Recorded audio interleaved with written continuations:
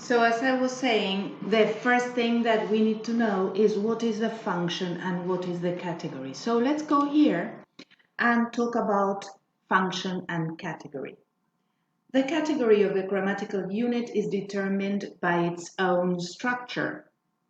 That is to say, it has to do with if we have a phrase whose head is a noun, that is a noun phrase, that is the category.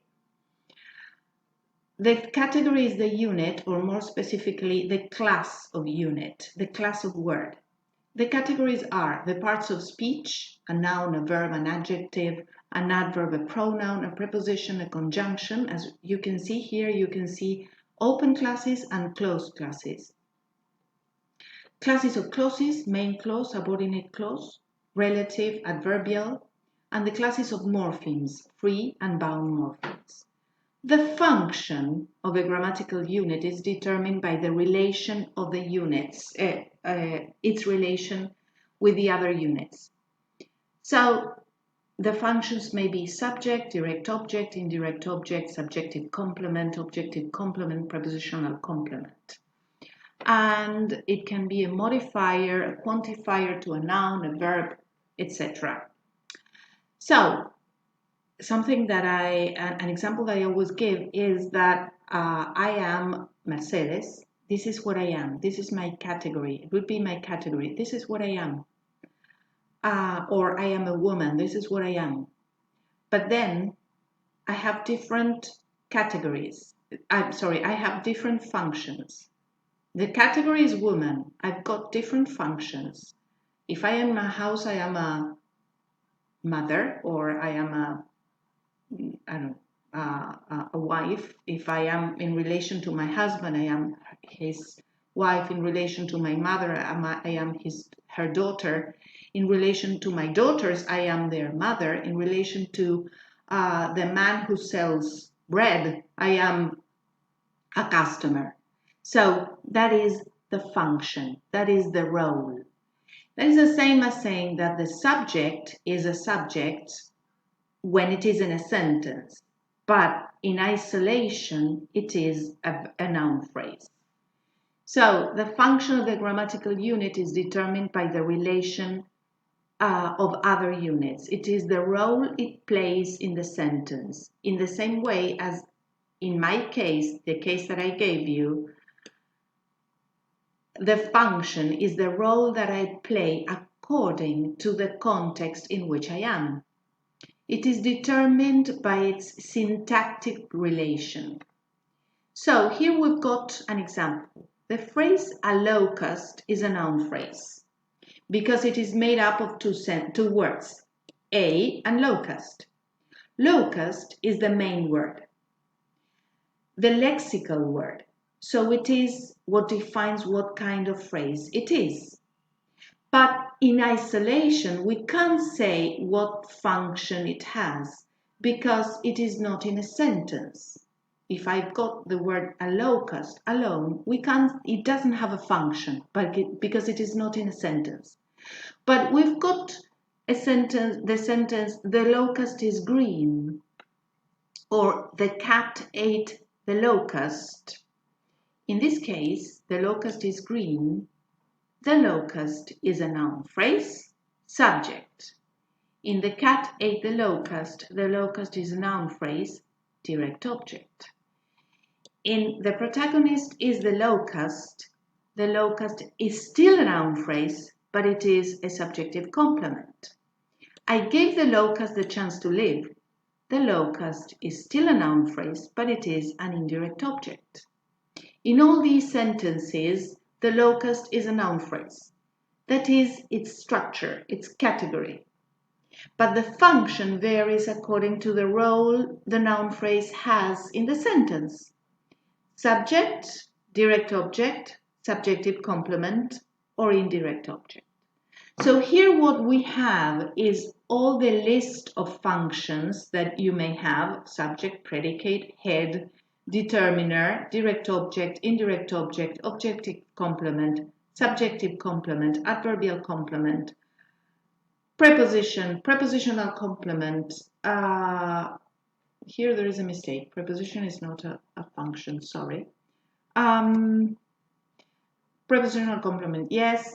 Post modifier, pre-modifier, classifier, adverbial adjunct of place or time. Well, and these are the different categories. Noun phrase, article, indefinite article, verb phrase, adjectival phrase, adverbial phrase, adjective, adverb, noun, coordinating conjunction, cumulative coordinating conjunction. So, which is a subclassification of coordinating conjunction. So, and this, I'm going to add this as time goes by. Let's go back to syntactic analysis then. What am I showing here? I am showing the subject, that is the role, the function, and noun phrase, that is the category, what it is. All right? So we call it, by extension, we call it noun phrase. Even though this is just a noun, it is a proper noun. It is just a noun. Predicate is the function, verb phrase is the category. The phone that you gave me last year has stopped working.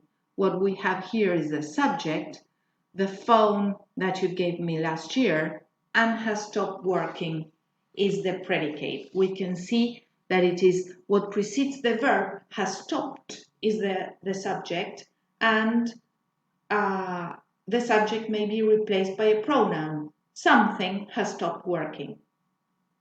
Something is an indefinite pronoun. Working in these conditions is a pleasure. Again, we've got a subject. It is a gerundial phrase. What we have there is a pleasure. And what he said is right. Again, we've got a subject, noun phrase. And what we have is a noun clause as the subject in that sentence.